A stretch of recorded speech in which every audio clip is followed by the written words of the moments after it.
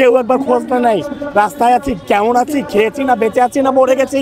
তো স্বাধীনতা 54-55 বছর পর যদি গবেষণা করতে হয়, কারণ কি গবেষণা বাকি আছে ভাই আমরা জানি না। সরকার আমাদের দাবি মানছে না কেন সেটা তো পরের কথা।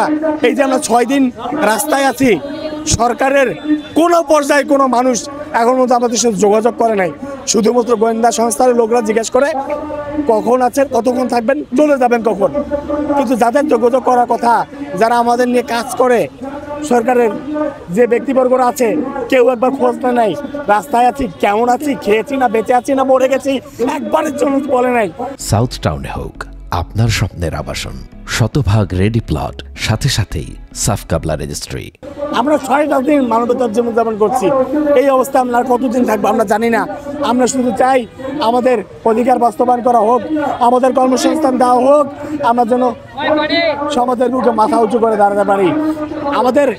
আমি আমার কথা তো বলবো, আমার যারা তীব্র মাত্রার প্রতিবন্ধী ভাই, যাদের আসলে চাকরি না হলে অন্য কিছু করে খাওয়ার উপায় নাই, আমি চাই সমস্ত ব্যক্তিদের চাকরি হোক। আপনারা জানেন সাধারণ মানুষ চাকরি না হলে রিক্সা চালিয়ে খেতে পারে, অন্য কোনো কাজ করতে পারতে, আমরা কিন্তু পারি না।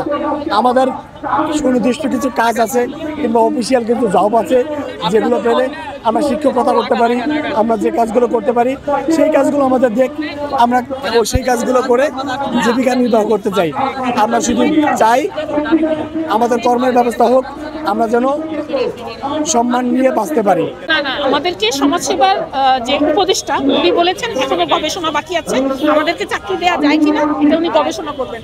তো স্বাধীনতা 54-55 বছর পর যদি গবেষণা করতে হয়, কারণ কি গবেষণা বাকি আছে ভাই আমরা জানি না, এটা ওনারা উত্তর।